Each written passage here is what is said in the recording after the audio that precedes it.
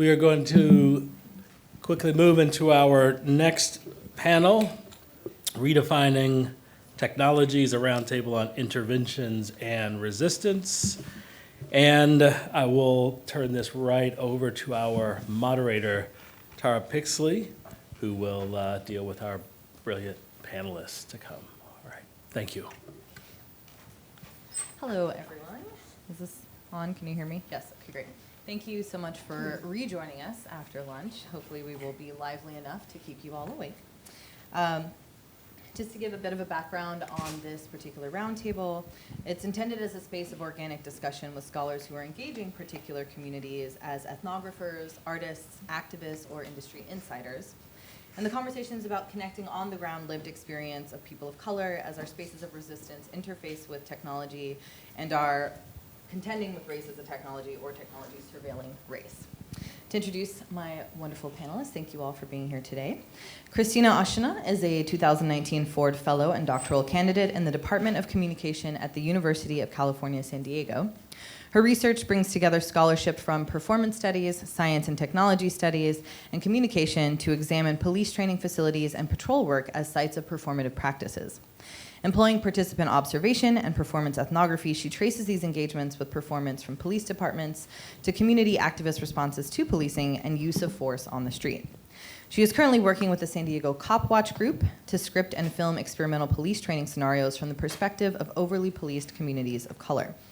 This project takes seriously the claim that the everyday experiences of the policed can both critique and reshape institutional structures of policing, privileging the knowledge that these communities have for prototyping, redesigning, and reimagining strategies for addressing police violence.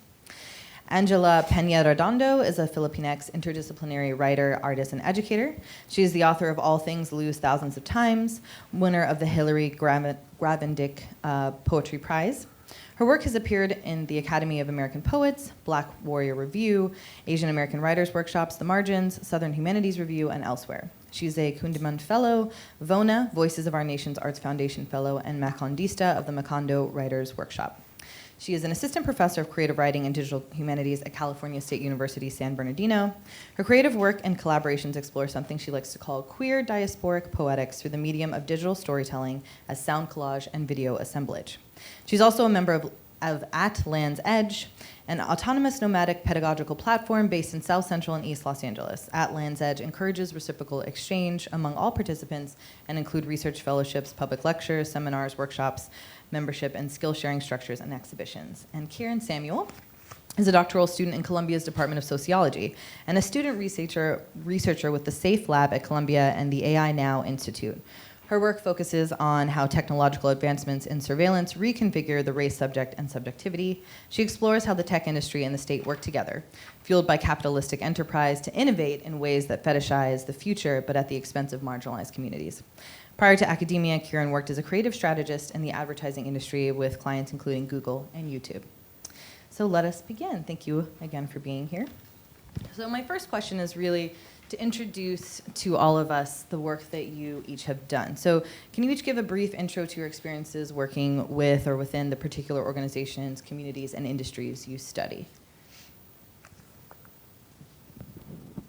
Okay, everyone's looking at me, and I think I'm the only, I might be, maybe hopefully not, one of the few artists, maybe artist scholars here. So I'll go first, and just stand out and be weird. So I just want to say that I want to identify first as a creative writer, an artist, and second, a scholar. So meaning my art and my creative endeavors and obsessions are pretty much motivate my research and my pedagogy. So I value the creative process, and not to say that artistic work and production resonates with me much more deeply and intimately than the reach for theory and ethnography. So I'm deeply invested as the story as a basis of technology, and hopefully that's something that can be part of how, this conversation, is how the story can be a building block for technology and me being a storyteller. So I have a personal relationship with the medium of digital storytelling, something that I like to call an intergenerational communication device.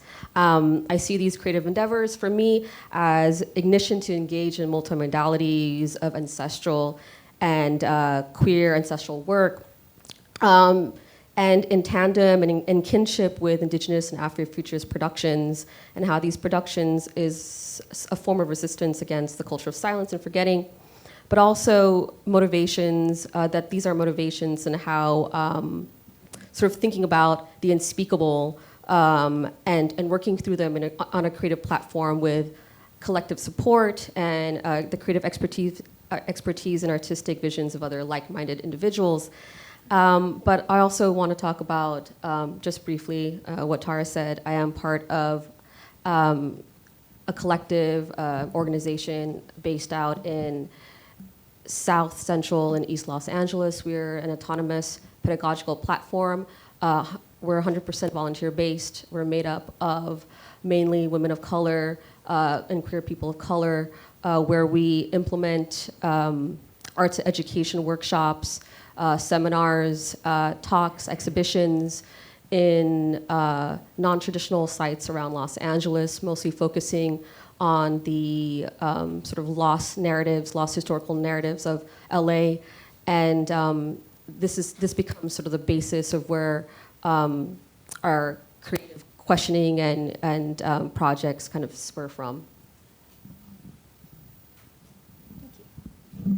Hello. I wanted to thank, first of all, the organizers for putting this conference together. It's a very important set of speakers around very important topics, and to you all for being here to discuss these with us. I have been doing ethnographic research in San Diego with police officers for the past 3 years. I've spent a lot of time on ride-alongs, and I've been very interested in the production of police vision on the ground. So how is it that officers see in relationship to their beats, in relationship to the technologies that are available to them, the car, the body camera, the dash cam, on the street as they patrol. And so I've spent time with officers in this context, but in the time that I've been with these officers on patrol with 2 departments, the El Cajon Police Department, which is a little east of downtown San Diego, and SDPD, the San Diego Police Department, I found that I was called to really think about race beyond the images that we've seen in mass media of many Black and brown bodies killed and murdered at the hands of police officers, by having to account for my own racialization in the field. So I identify as an Assyrian Chaldean woman. That's an indigenous group to northern Iraq.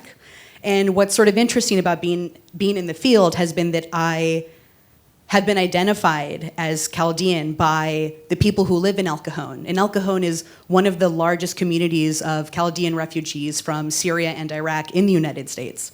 And so in my times with officers in the field, entering people's apartments where domestic violence calls are being answered, or being seen in the car with police by other community members who are like, what is she doing with them? Because it's not a very common practice for Chaldean people, as I understand it, to sort of be invited to go on ride-alongs with police officers, or to think that that's even something that they can do. And so I've had to really contend with, how is it that in the production of policing on the ground, how is race constituted, and how is that not only a source of tension, but also a source of possibility for producing different kinds of encounters with police. And I hesitate to say empathy, because anytime I've said or put empathy or police in the same sentence, I've often been completely annihilated politically, and I accept that, and I think that that's a really important thing to say. So the other thing, I'll just close out this part by saying that for the past year or so, I've been sort of working with local cop watch groups to see how it is that they take on the practice of filming police on the street. How is it that they relate to following officers and filming everyday encounters between citizens and officers? And how do they understand that work as doing something productive, as a site of resistance to the racialization that community members face when they are the subjects of everyday policing and everyday police violence? Because for as often as we've seen really spectacular images of those who have been killed in Ferguson, Baltimore, and elsewhere, and in San Diego, of course, how is it that there are small violent encounters every day that are occurring, just the experience of being stopped on the street or stopped in your car, right? As being a part of this everyday violence that's taken for granted in the field of policing. So my work is invested in thinking about these technologies of vision that are shaped by policing, and hopefully we can talk a little bit about that through more than just the body camera, and because I think that gets taken up a lot in research on policing, not to say that it's not important, but I'm trying to think beyond the camera. So I'm glad I'm going kind of last in this introductions here, because I think my work intersects really nicely with the both of yours, separately and kind of intertwined. So my background is in advertising. I enjoyed a career in advertising as a creative strategist prior to joining academia. And my focus was really on social and digital media. Through my job, I called myself a digital storyteller in that role, which is just marketing at work, right? But I got a tremendous amount of insight into the kinds of tools used to make claims about segmented populations, right? And when I had joined, it was at a time when the industry didn't really know what to do with social and digital media, which was, well, social media was kind of new, and companies didn't really invest resources in that kind of medium as a research tool, but also as a message dissemination tool. And so I got to kind of understand and grow with the industry as it began to really invest more and more into data analytics to be able to classify and make predictions about populations that they could sell to, right?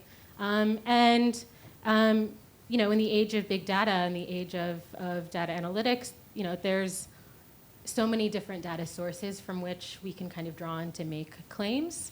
And do so with a high, to be fair, we can kind of make claims with a high level of precision about user behavior. But my kind of issue and the research questions, some of the research questions that I pose are, what are those claims for, right? And to what end? So what do we make about creativity, particularly for communities of color, if these claims kind of rigidify or typify their identities and kind of restrict their mobility online and off. So that's some of the work that I do. And I really transitioned to academia full-time right after Ferguson, because so much of the research that I was doing and advertising, and especially in my role as a strategist, was very research-focused, is for a brand's aims, right? And so I was interested in telling compelling stories about people that could be really tied to their material outcomes, right? In changing and engineering alternative futures for them. And so much of my work is about surveillance and about surveillance. And so what kinds of discourses can be used for talking back or confronting the state control and hegemony in that way. I think in both sides of what I just talked about, it's hugely reliant on being able to tell compelling stories, right? So what are the kinds of stories that are used in kind of commodification, as well as what are the kinds of stories that are being constructed by the state to produce criminality in the black body, to produce immigrant deviancy, and what are ways that we can kind of harness technology, or at least these new modes of technology, to kind of subvert those stories. Thank you. You're all speaking absolutely to the things that I want to talk about today. Specifically, I'd love to expound on vision and the way that that's working across your work. And Christina, you spoke to that a little bit. And of course, KIRAN, you're speaking to this with surveillance. So how can we think about vision as itself a tool, either for being used as a space of resistance within these communities or used against, of course, thinking towards surveillance and these other modes of envisioning a particular community? In terms of surveillance, if we think about surveillance as a mode of talking back and to confronting surveillance, I think it provides a way for us to really challenge the racialized optics that we're kind of inculcated with, right? These stories are not new. If anything, they're incredibly historical and are reliable in how consistent they are over time. And so I think that when we think about vision as a tool of resistance, we can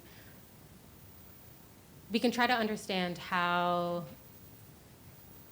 tech might provide us a new way of telling stories. So, you know, I'm thinking about kind of the shooting of Walter Scott, and excuse me, you know, in the absence of surveillance, in this instance, cell phone video, we rely upon the testimony of police officers to say what happens, right? And what bystander video did in that instance was it provided a way to really strategically subvert the state's narrative and show that, in fact, they were lying, right? You know, that something was being covered up. And in the absence of that kind of media, in the absence of that kind of strategy, we kind of default to the state and its authority in being able to kind of tell those stories for us.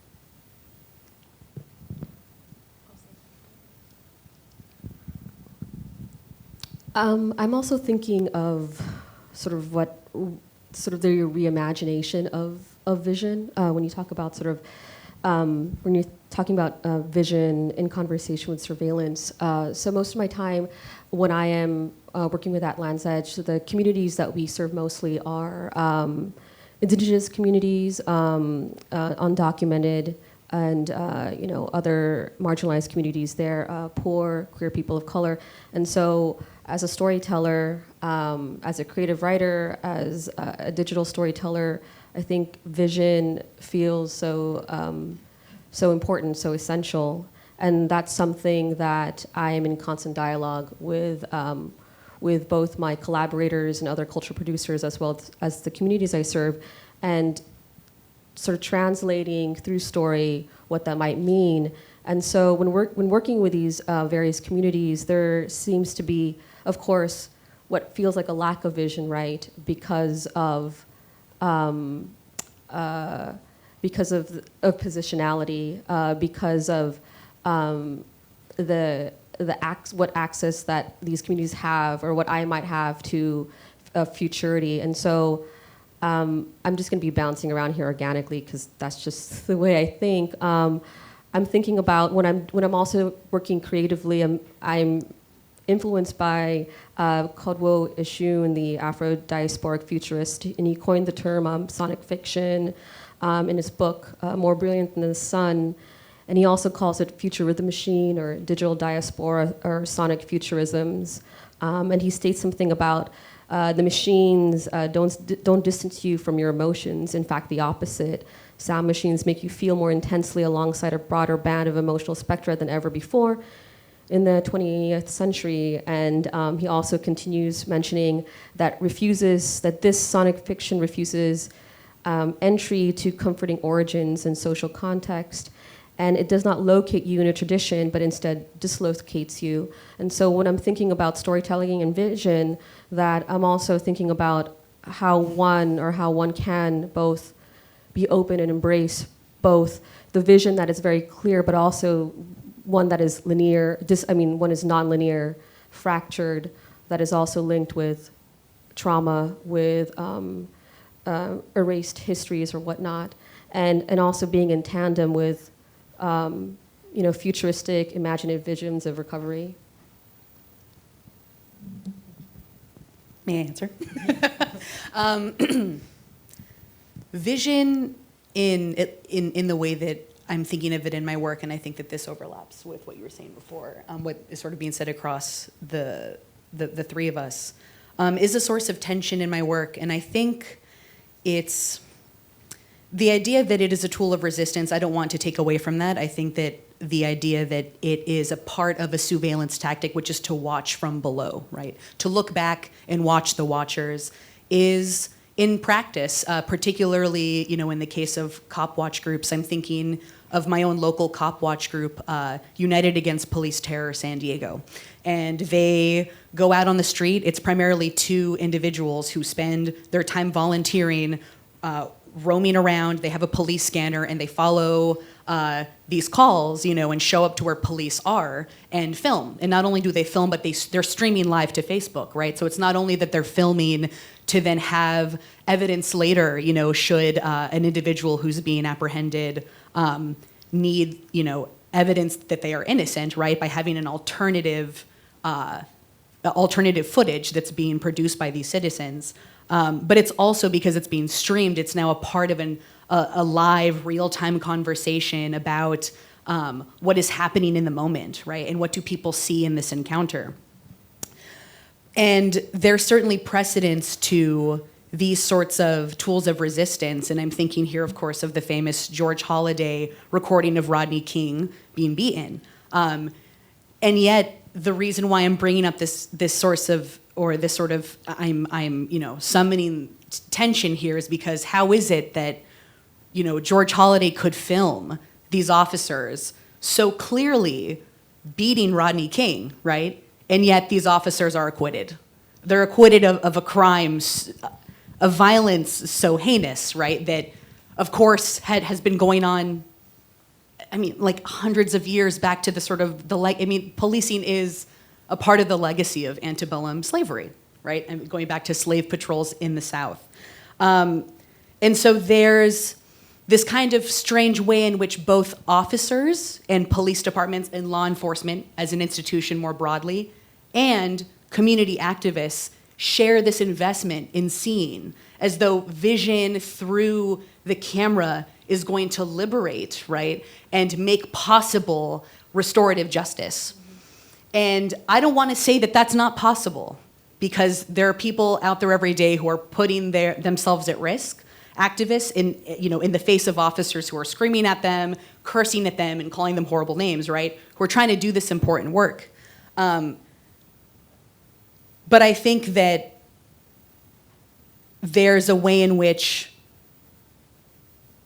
seeing and vision is embedded with all of these narratives about objectivity, right? If you could only see the truth, then these officers can be held accountable. And yet I'm thinking here of Charles Goodwin, the late Charles Goodwin, who just passed away relatively recently, who wrote this article called Professional Vision in 1994, where he looks at the way that the jury in the Rodney King trial produced this video to argue that Rodney King was actively fighting the officers, right? And thus, resulted in them getting acquitted of any crime that would at least matter in the history of police violence, right?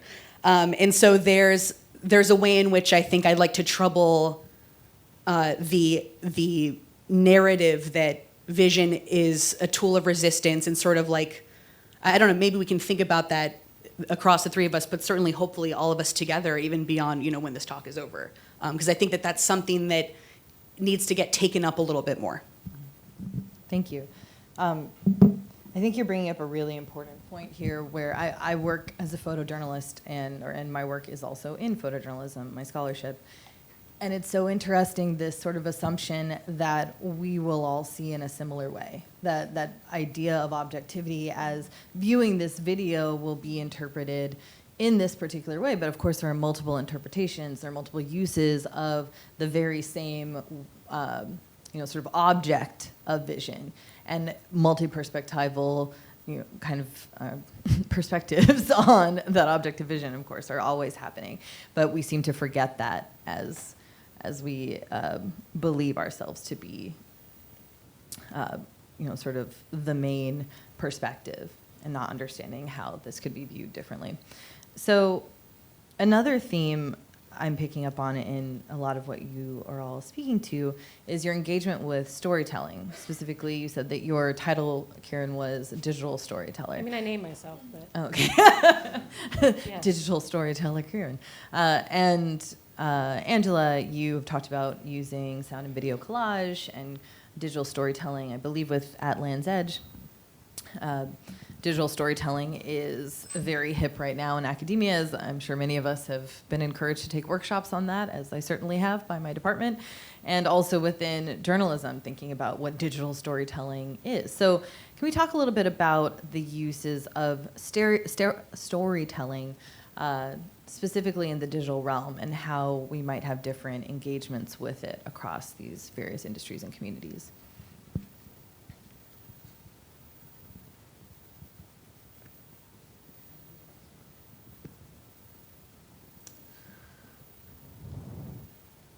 I think to answer that question, I'll just tell a story. Excellent. Okay, so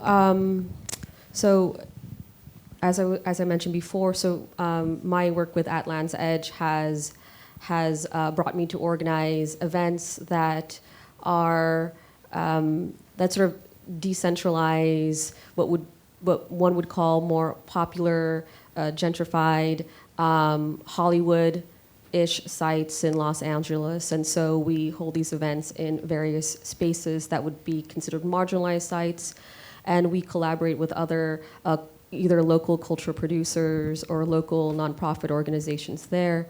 Most recently, we did something where we collaborated with the Echo Park Film Center in Los Angeles, which is a non-profit media arts organization, and they're committed to providing equal and affordable community access to film and video resources. And so, and this particular workshop was facilitated by by Michelle Dizon, who is a Filipinx filmmaker, writer, and also scholar. And the workshop was focused and served specifically women of color and queer people of color in a way to engage with storytelling through filmmaking. And these various participants that were involved have either little to a lot of, or vary the spectrum in their relationship with sort of film and video equipment. But in terms of when I'm thinking of, multi-perspective as stories, or there's not one way to tell a story, as a place of inquiry, the participants watched Marlon Riggs's lyrical documentary Tongues Untied. Some of them might not have ever had seen this film before, and some of them, and many of them, don't identify as being a Black gay activist from that particular time. However, it was very empowering and interesting, and also challenging to see how participants were able to extrapolate through the study and viewing of this film to create their own work and engage with their own storytelling, which is also connected to identity, connected to future making through video. And so, I mean, that's the story. That's the first thing that came to mind as far as in storytelling, and what it means to sort of investigate in multimodalities of storytelling what those outcomes might be, even though there are not always these obvious sort of markers that link, these people or these communities together.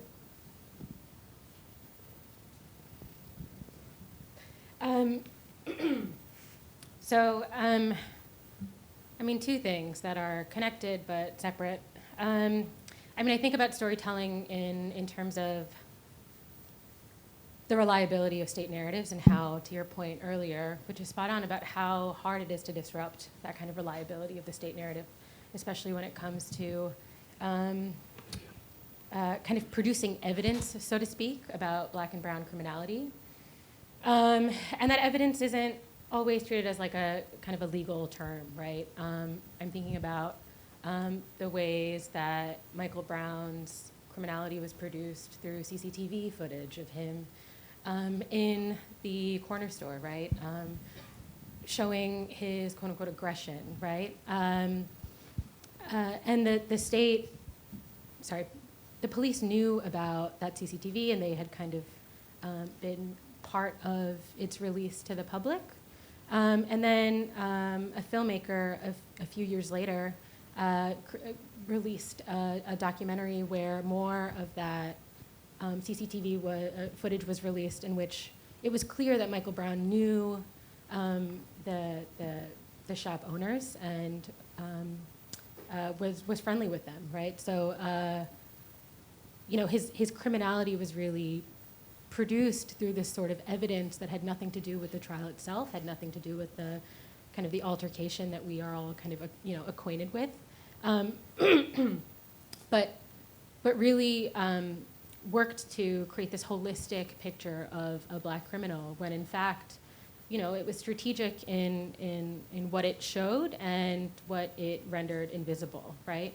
And so, I think about how so much of what we do online and off, and some of the great work that SafeLab does, which is led by Dr. Desmond Patton, talks about how, hypersurveillance of Black and brown communities are working towards creating different forms of evidence that we, as laymen, not as lawyers, not as part of a jury, come to understand as part of a public case about Black and brown criminality. So that's one aspect of storytelling that I think about often.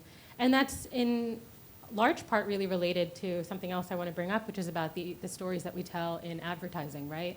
When we think about what kinds of stories are user-led, so to speak, and that they're formed from digital traces, from the kinds of things that people say online, from the kinds of behaviors that they engage in, and what advertisers and other kinds of people who kind of work in the corporate sphere do in turning that into commodities is, how, in what ways are those stories kind of extracted from its original context to kind of work for a brand's goals, right? In what ways are we kind of shaving down the beautiful, sharp edges of those stories to be true for a generalized audience, and how untied is it to really affecting or improving the material outcomes or conditions of communities of color? So not only are these stories really kind of operationalized by the digital storytellers, so to speak, of which I, was one, for the aims of capitalism, but how much does it negatively affect the communities that it's really based upon? And so much of my work in advertising and also now as an academic is to understand stories from a user-led perspective. And so with an advertising, right, it's about what people are saying online and what we can make about those digital traces to make those larger brand stories, but also in terms of surveillance, right? Like what are the kinds of touch points in terms of the technology that we have in front of us and how people are able to harness it on the ground to tell stories that they can strategically or creatively try to deploy to interrupt state narratives. So I'd like to respond by foregrounding KIRAN's point, one of the points that she made, which is about evidence, right? Evidence of these sort of visualized images, and the ways in which we, right, as a fractured and precarious as that we may be in this room and even as a nation, right? The ways in which we are constructed as the audience of these images, right, and are sort of taught and are in conversation about what it is that we see happening when we are watching interactions between, Black and brown people and police officers. And as much as we are an audience and feel ourselves to be an audience, I think especially on social media, right, where these conversations are happening, where we're sharing memes and responding to long, heated threads, right, about policing and about race. There is another audience that I think many of us don't really think deeply about, and I think it's because of it's a lack of access to this audience, right? Because there's an audience in what I'm going to call the backstage of everyday policing.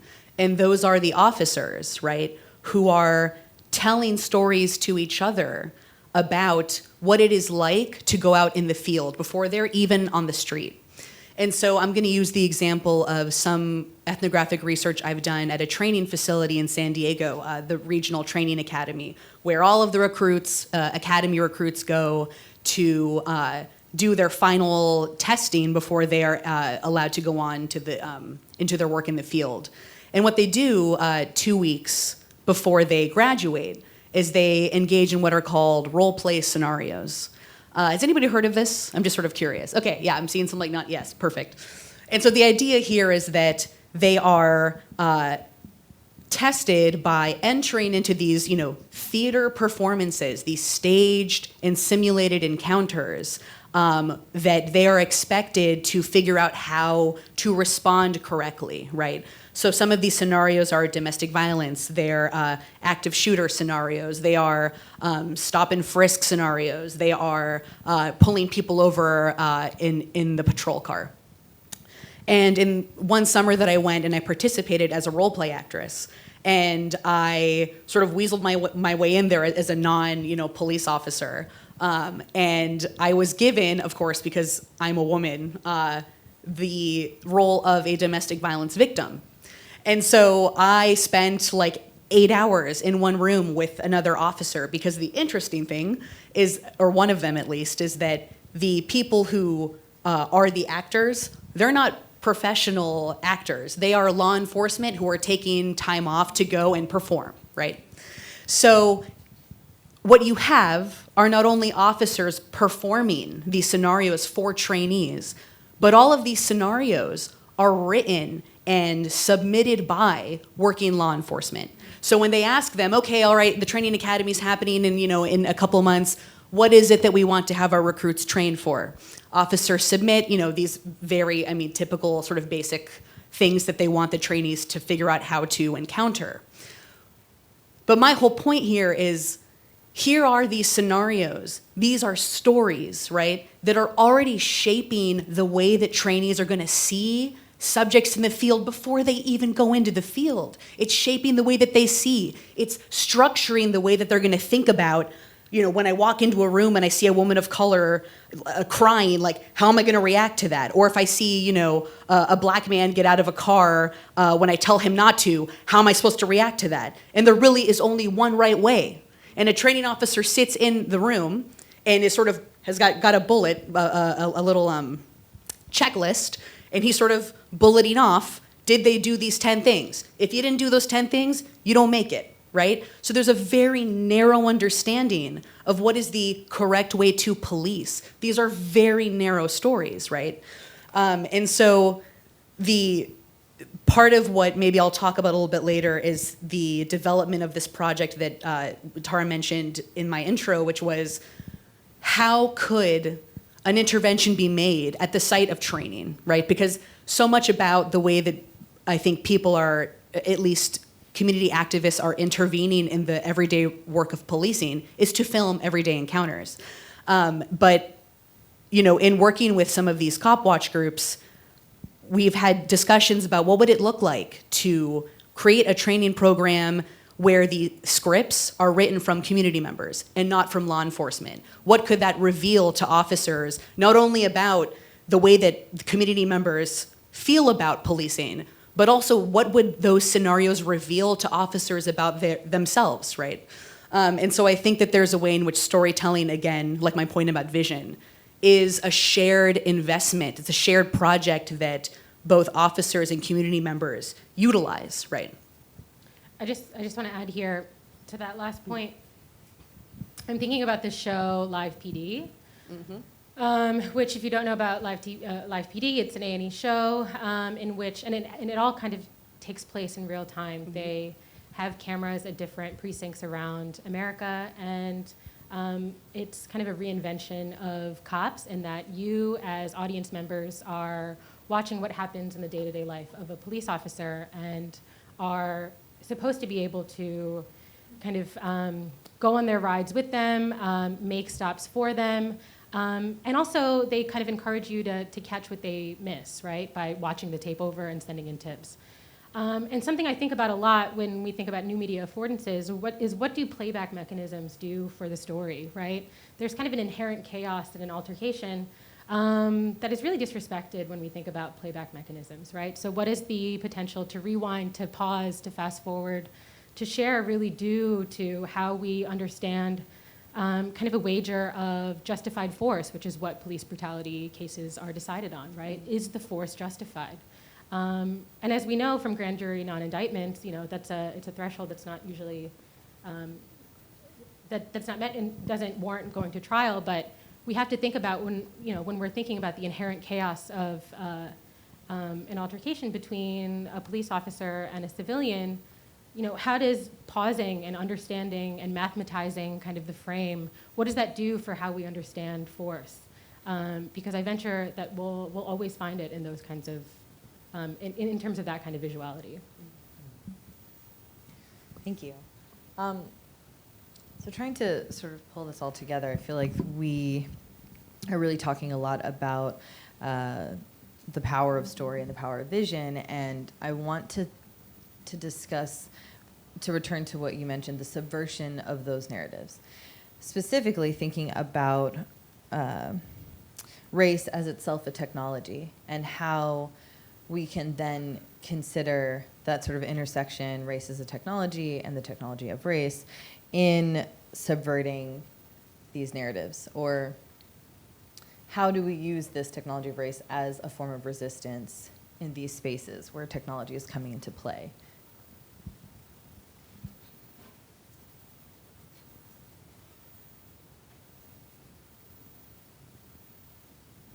I mean, so I want to bring up Wendy Chun and Beth Coldman and their great work about race as technology. And to quote her, right, it's beyond, Chun argues to go beyond the what of race and instead understand the how of race, from knowing race to doing race.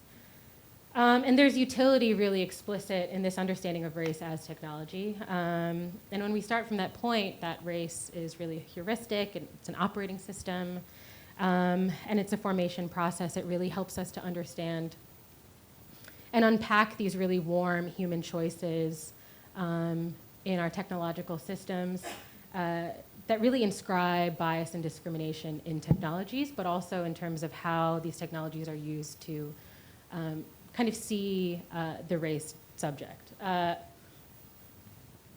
These problems are not new. The problem of racism is not new. I think it's reconfigured onto new platforms.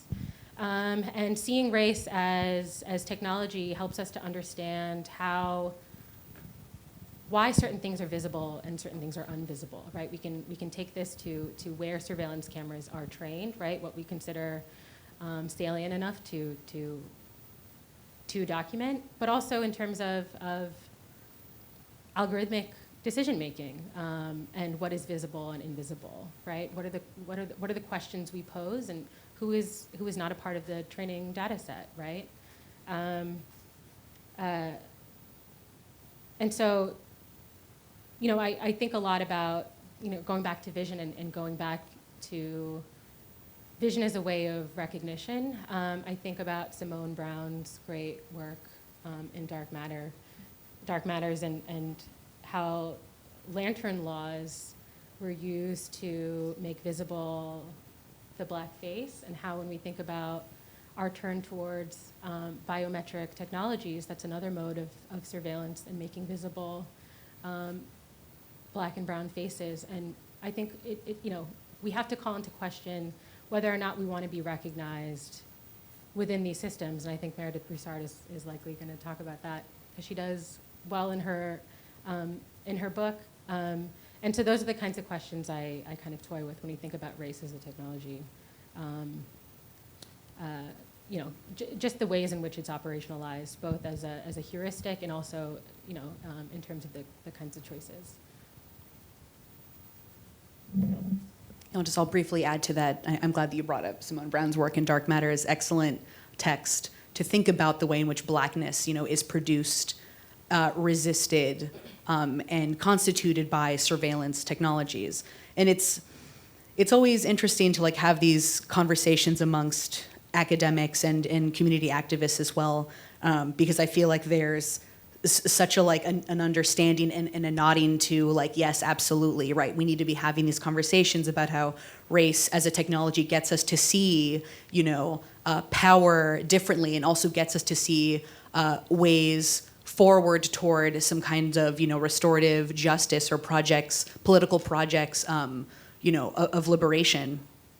But it's frustrating because these are the kinds of concepts that, at least in my experience doing an ethnography with police officers, that the institution of law enforcement not only can't see, but that its very constitution is dependent upon being, blind to the ways in which they are producing race in these ways, right? And producing the very conditions that they claim they want to stop, right? That they are here to do, to do equitable policing and to do community policing and to be there for the community and to serve and protect. And even as I say that, I want to make one point clear, at least for me, that I think is often a difficult one to make, but for me it's true, which is that it's not the argument that, there are only a few rotten apples in the bunch or whatever, but it's the idea that, at least from talking to officers, many of them believe that what they are doing, right, is good, and that their practices are good. And it's hard to have a conversation with them that gets anywhere close to this kind of, conceptual and political discussion about the production of race and racialized bodies that they are a part of every single day, that they put on their uniform and get into their patrol cars and police the street, right, and police people of color, right? And so I think that there's, that at least for me is like the struggle in my work, is how to have these kinds of conversations with the people that are doing the work on the ground, right? They're sort of like the very first line of, not the first line of defense, that's not the right metaphor, but they're the sort of first people that communities come into contact with that, you could flip a coin. Is that person who's being stopped going to enter the criminal justice system forever, going to be let go and be freed or whatever, right? And so I think that these conversations about racist technology are so important for the work of policing, and yet it's a very difficult one to have because it goes against the very conceptual beginnings of policing. I want to follow up with that. So I think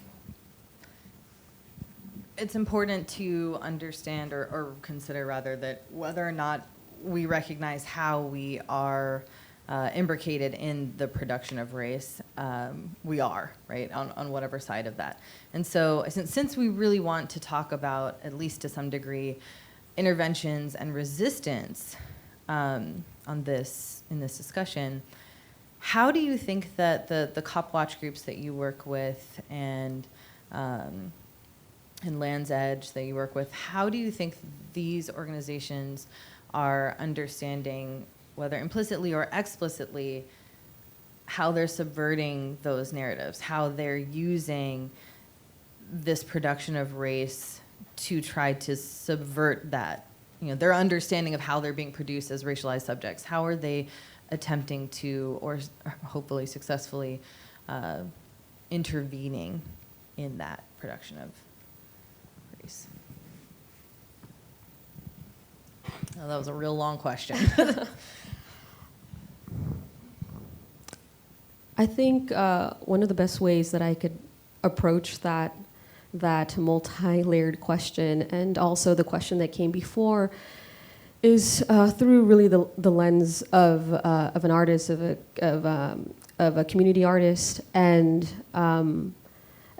again, thinking in how culture production and how art can be part of that conversation, in terms of subverting the subversion of race, the question that came before, sort of the reframing of race and racism, and I feel that it's not new ground that artists and culture productions have been exploring and traversing. It's definitely a tradition that's been going on for quite some time, and it's always been something that I've always been thinking about, like how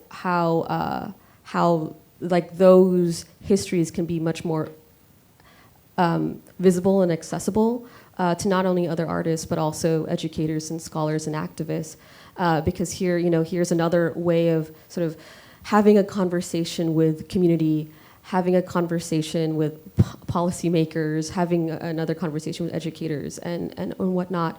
And so, I mean, that's something that I just want to broadly, put to the table is I think that art has always been subverting sort of those things. And so in terms of the work that I do with At Land's Edge, but also in terms of the work that I do individually as an artist, I'm thinking, looking back again at what I mentioned much earlier on sort of my creative explorations on queer Filipinx futurism and how it's in kinship with indigenous and Afrofuturist sort of ideologies.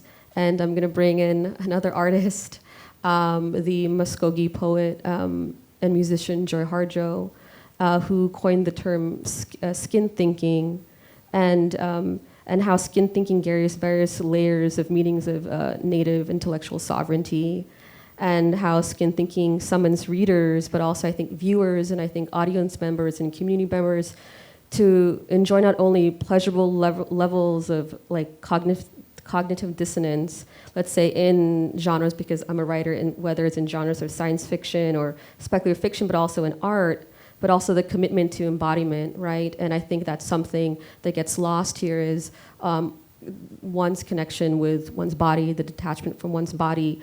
Where does the need for intimacy and spirituality go when there is that disembodiment? And sort of, again, continuing what that means to invest in the commitment to embodiment, fusing bodies with our intellects, connected with material realities as a way to sort of map, as a kind of mapping to the next world. And I know I'm talking like sort of conceptually, but I guess that's the first thing that comes to my mind with the question you asked. So that's something I'm exploring.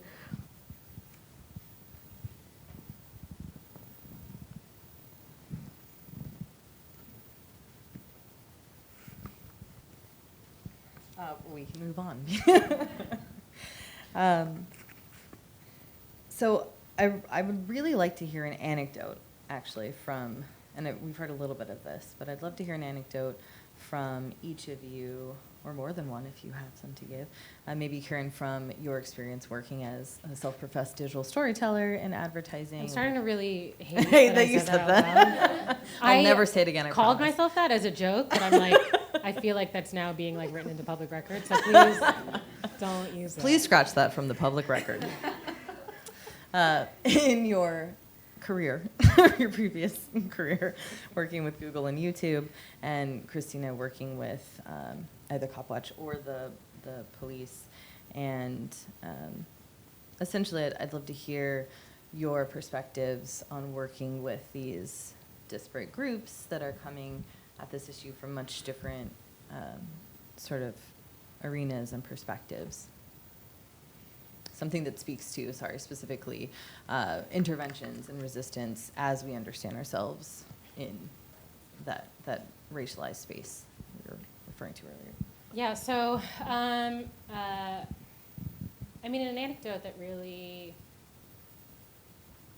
kind of helped me make the decision to move to academia full-time actually happened when I was working in San Francisco, and my client at the time was a pretty large and well-known tech company, and an individual who was part of the client's team had come up with a new app which commodified waiting in line, which is an otherwise free service that we all engage in every day.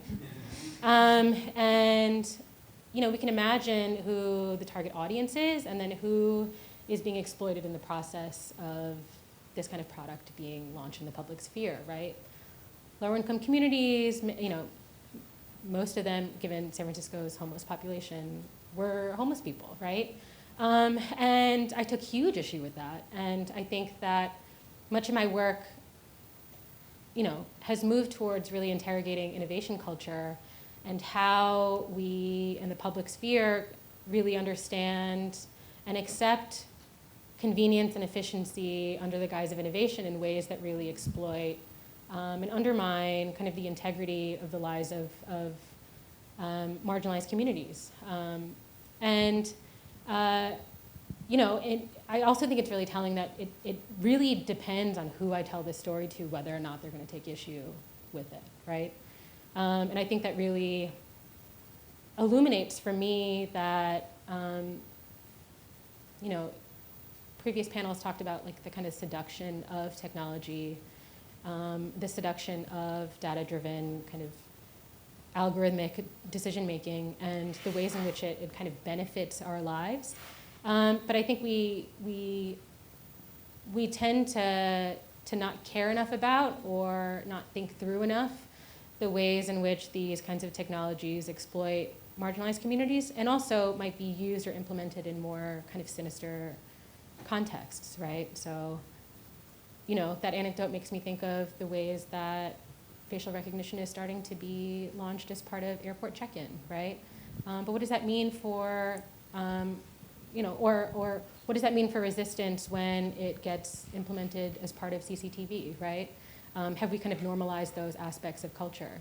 And so, in our drive for innovation and our drive for kind of profit-centric companies really being able to create a product that both fulfills our needs, but at the same time kind of drives business forward, I really question, I pose to us all to really think through about the stakes of who's exploited in that process, where it's implemented in that process, and to what end are we kind of using and adopting these technologies.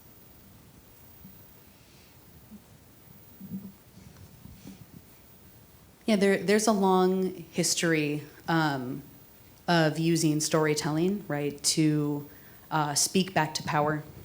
And I'm thinking here of, at least when I'm using storytelling, I'm sort of thinking of it through the lens of performance and theater, because those are the sorts of embodied strategies that my work thinks with, right? And I'm thinking here of Augusto Boal's Theater of the Oppressed, and how staging interventions that speak back to power and to being issues of disempowerment can be a way to really create new spaces for imagining life otherwise as it is in the current moment.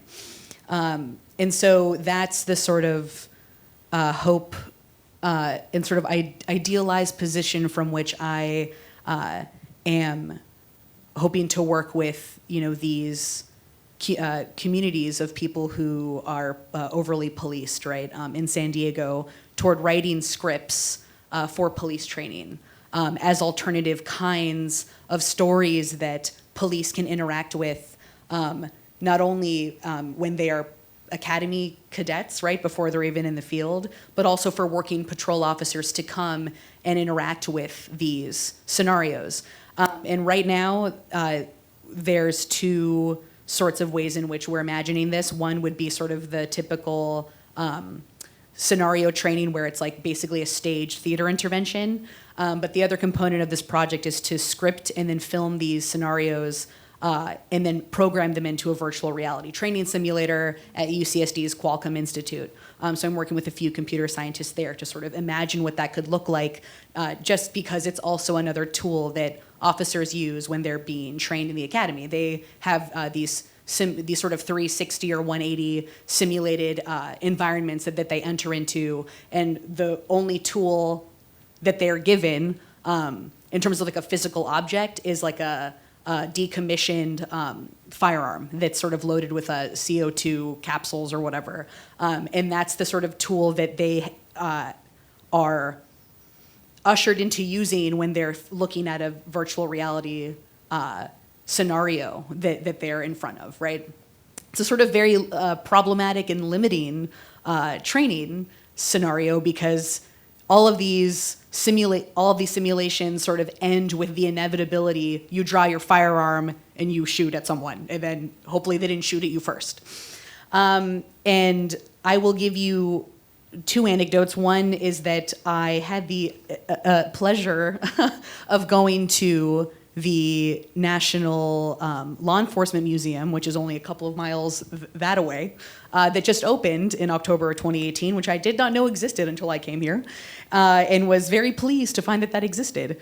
And I encourage everyone to go and see this museum because it sort of illustrates the way that the institution of policing is staging, right? The way that they want the public to see them.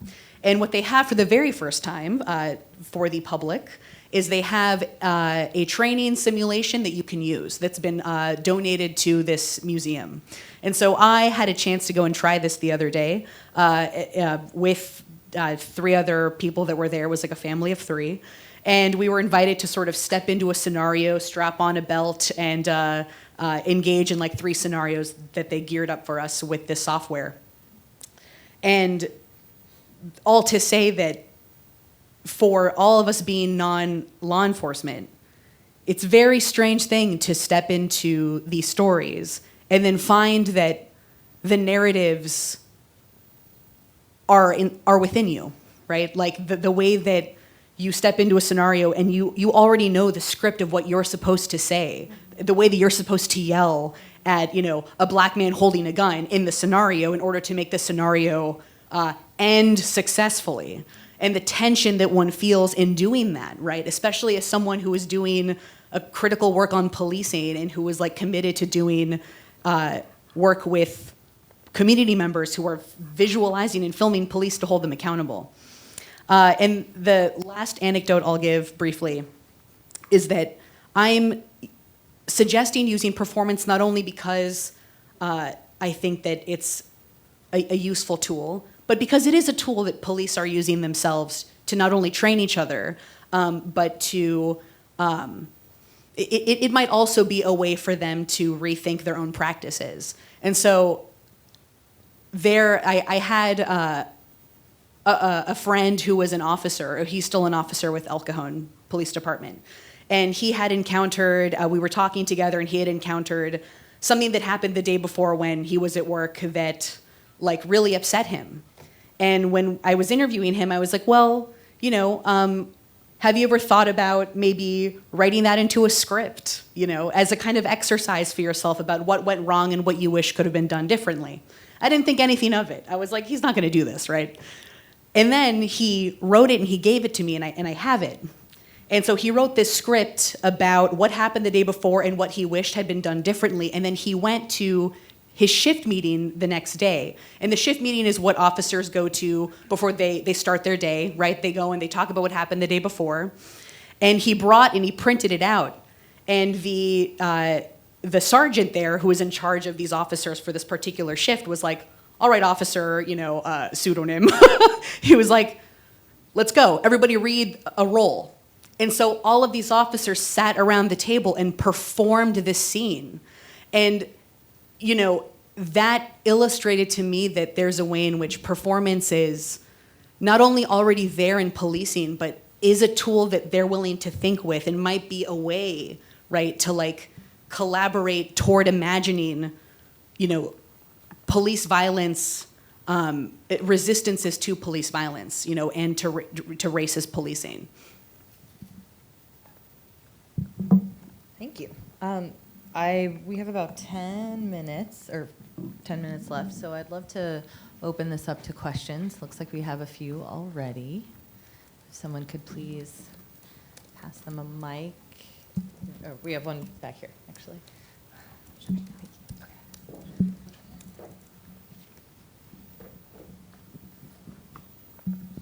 Sorry, did you have a question?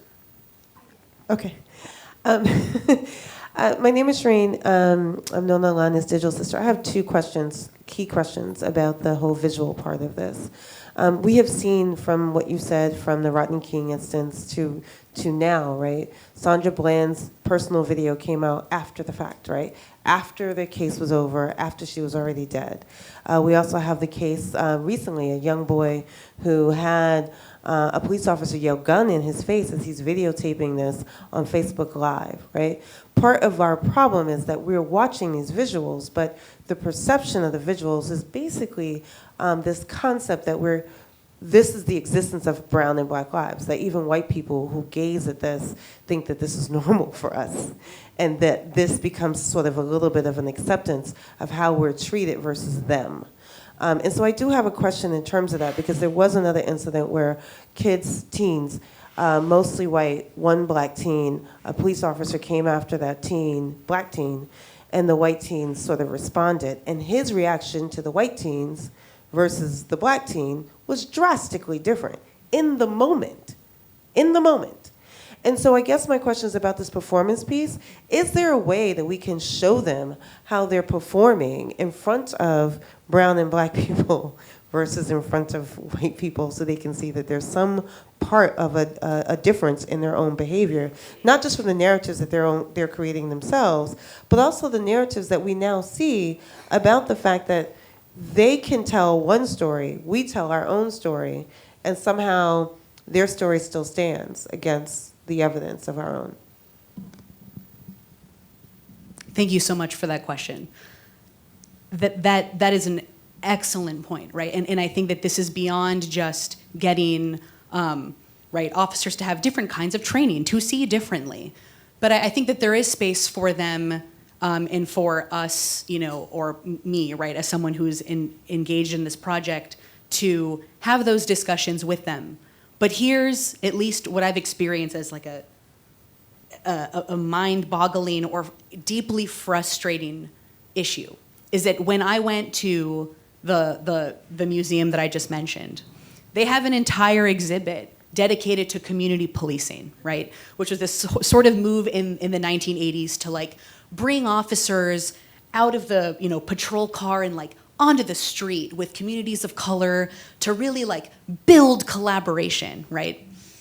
And it's so that narrative that policing our understanding of the fact that racialized violence is a thing and they're going to be held accountable.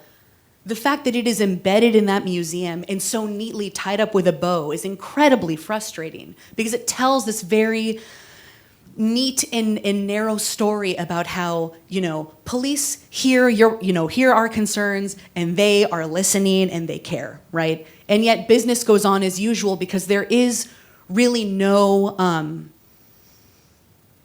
practical and consistent attempt to get them to train or really see themselves differently in a way that makes a kind of difference in the everyday, at least from my perspective. And believe me, I don't paint myself as any kind of expert. I'm just one person doing some work somewhere, But it's just frustrating to, and this is one of the problems I'm trying to think around, is how to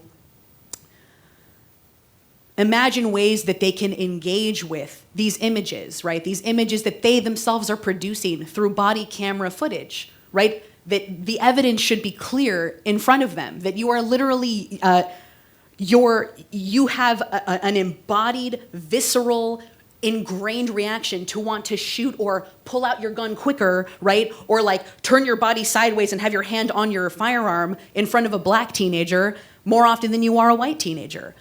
And why is that, right? And so there's this kind of tension around how to get them to see that. And it's an incredibly difficult thing, because the very institution of policing creates these narratives about community policing, creates these like beautiful exhibits in these museums that sort of tell us, we hear you and we have responded by saying we care, right? We have implemented community policing discussions, and we're going to have discussions with the community members and have coffee. I mean, has anybody ever seen like have coffee with a cop or donuts with a cop, right? All of these sort of. Pull over with the ice cream. Oh my, yes, exactly, right? It's Christmas time. Officers hand out gifts. I'm sorry for rambling, but there are just all of these ways in which, even if they are well-meaning, right, they make it so impossible, right? Seemingly impossible to like get them to see something that is so obvious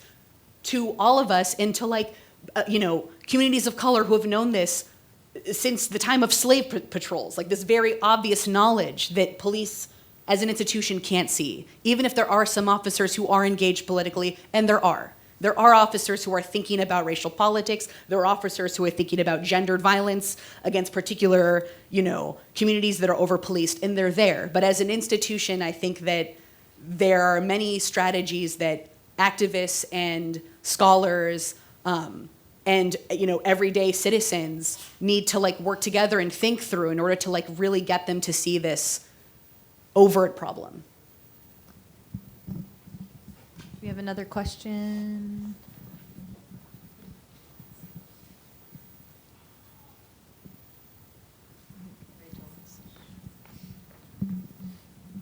Hi all, thank you so much for your panel. It seems like something that you're all really gesturing towards, right, is that technology, and developing better technology isn't gonna save us, right? Making the institution of policing better, isn't gonna be safer for communities. And it seems like something that's really circulating in the underbellies of, underneath as subtext in the past panels has really also been this question of abolition and how we really think about can technology and abolition be in conversation together, and what are the tensions? And I'm also wondering, since all of you have been deeply embedded in these different spaces, are there particular alternate forms of practice that you see people enacting, right? In kind of enacting abolition on an everyday, maybe using technologies differently, refusing a certain kind of use, right? Rather than capturing more data through the camera, that it's more about erasure, right? And deleting and obfuscation. And so I guess my question really is, since we're thinking about interventions and resistance, what are maybe interdependent community models of practice looking in an everyday way?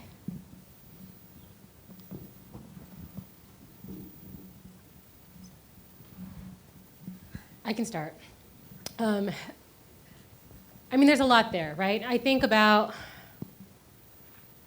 so in my work now, I work a lot with data scientists and computer scientists, and I think that those of us who work in the field of critical algorithm studies and STS more broadly are starting to really closely collaborate.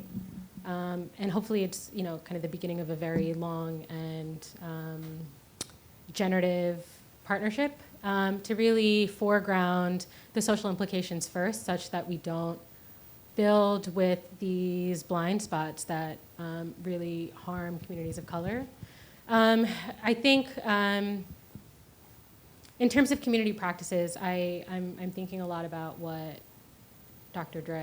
Brock had said earlier about getting Twitter mad. And that made me think about how transparency itself can be resistance. When we talk about transparency in the industry, we talk about fairness, accountability, and transparency, but a lot of times those measures are from a top-down kind of approach and happen within these organizations themselves and happen behind closed doors, right? And we're not, that process of accountability is in itself transparent to us, and also it protects the aims of those companies that are kind of engaging in these transgressions. But I think that there's great utility in being able to make spectacular those failures, because if we know anything about technology, or at least new media, is that those failures are so reliable in that we have tons and tons of examples of when technology has failed. So I think making really spectacular and publicizing widely those failures to really force institutional reform from the bottom up in ways that are accountable to the public and not just the stakeholders of these companies is one way that I'm kind of thinking about it. Thank you for also asking that question. I think that's a really important question. And also taking into consideration what all the other speakers here are throwing into this conversation, and sort of also wanting to honor kind of my own experiences as part of that conversation. I think,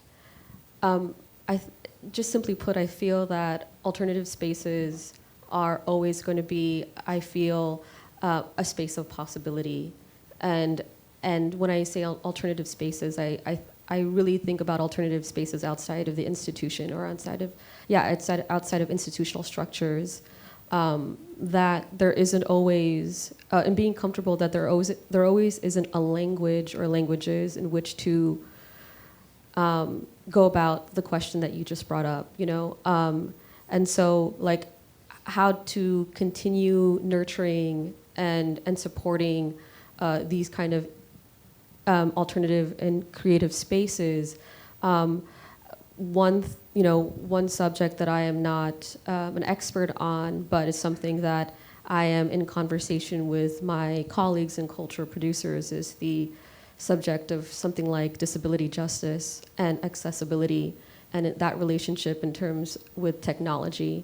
And when I think of accessibility, again, not an expert, but looking through the lens of other comrades and activists who are queer disability justice advocates, and thinking of accessibility in a really, really large spectrum, and what that really means, and to even try to articulate what that is, and also like accessibility in terms of ableism, you know, also in tandem with issues of race and whatnot. And so, and I feel like these, you know, I wouldn't say solutions, but I think these conversations have personally always arrived when it comes to accessibility within alternative spaces, because these conversations are not just, you know, isolated to, of course, the people in this room, and you know, what does that mean when we're trying to reach out to the communities we serve? For myself, I think it's really important that even though I might not completely identify with a student or a comrade or another activist, but that I am also part of those, in some way, shape, or form, those marginalized communities, whether it's immigrant or diasporic, or women of color, or queer, or survivor. And how do those places, like whether it's in conversation with technology or accessibility, how do I fit in those structures, especially with also the communities that I am so intertwined with? So we are out of time. Thank you all so much. Certainly feel free to ask any more questions you might have of the panelists. And thank you all again for being here. It was a wonderful conversation. And thank you all for sitting and listening and engaging with us.